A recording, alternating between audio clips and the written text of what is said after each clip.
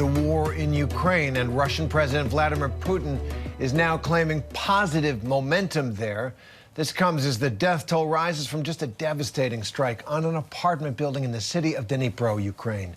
Ukrainian officials are calling it one of the worst attacks on civilians since the war started nearly 11 months ago.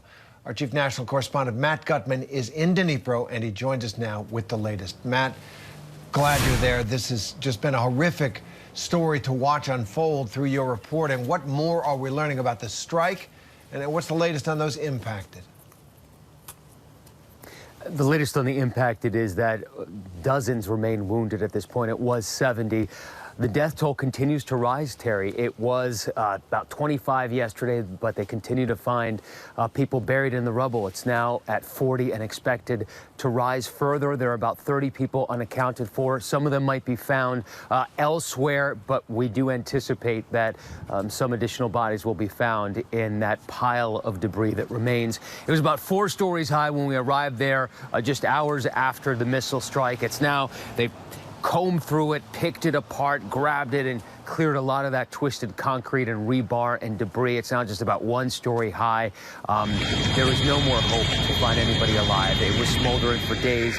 It was snowing outside, exposure, etc. They no longer think that there is any hope for survivors. Now, you mentioned that missile earlier. That we're talking about a Kh-22. This is a Soviet-era missile designed to take out aircraft carriers. It is 38 feet tall, weighing nearly 13,000 pounds. And when you see those images of the impact it created, essentially creating open air sky where a 72-unit, 9-story apartment building once stood, it gives you an understanding of the destructive power of that missile. You know, we spent a lot of time in the back courtyard there, and there are shrapnel scars in buildings that are 200 yards away. Almost every single window in that complex of many, many hundreds of apartments shattered. It just boggles the mind when you actually see it in person. And, of course, the human toll is horrific, Terry. You know, and Matt, just looking at it on video and in the pictures that we're rolling as you're talking about it, it's shocking to see that empty sky, as you put it. So what's Russia saying about this attack? Russia's had a couple of different accounts. The first was that it was actually a Ukrainian anti-missile that struck that apartment building, that it wasn't actually Russian munitions that destroyed and obliterated that place. Now they're saying that it was actually a hit against a military target. They're saying that collaborators were killed there. Obviously, there's a lot of propaganda coming out of Russia, and this is the kind of thing that they've typically done after massive strikes have hit civilian targets. You know, as far as we could tell in that area, there is no military installation, no power facilities, nothing that would seem to be anything but just a really large middle-class neighborhood that was completely destroyed. And, you know, when you look at the facade of the building, I don't know if they're rolling on those images right now, you can see that the buildings adjacent to the one that was destroyed are basically buckled.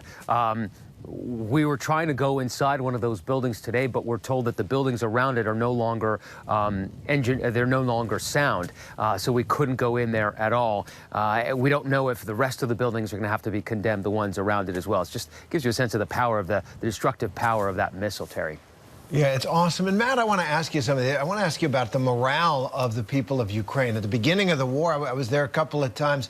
It was remarkable to see the solidarity, the passion in defiance of the Ukrainian people. It's the 11th month now.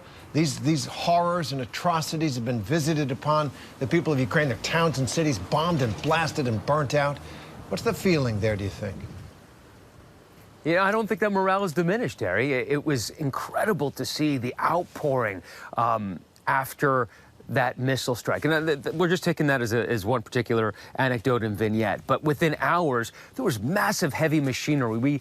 We came in from the east. We were near the front, near Bakhmut and Soledar, and we drove in hours later. But already there were massive cranes and bulldozers and diggers and an army of civilians who just turned up with shovels and plastic bags trying to pick up debris.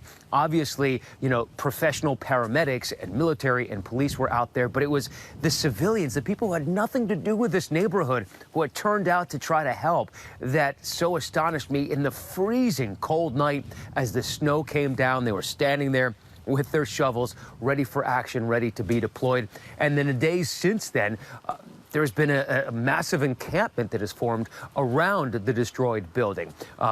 People handing out food, blankets, clothes, anything that might have to do with shelter. And they're doing this on their own. A lot of these people are not affiliated with NGOs. They're just bringing food.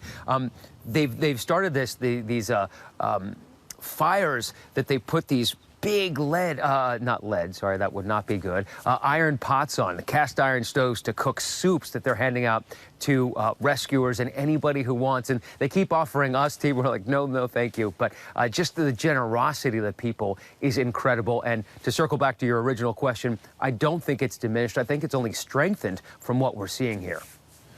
Yeah, it's amazing. They will not submit, and they're writing in these chapters that you're covering the stories that will be told down through the generations. And we're glad you're there for us. Matt Gutman, thanks. Hi, everyone. George Stephanopoulos here. Thanks for checking out the ABC News YouTube channel. If you'd like to get more videos, show highlights, and watch live event coverage, click on the right over here to subscribe to our channel. And don't forget to download the ABC News app for breaking news alerts. Thanks for watching.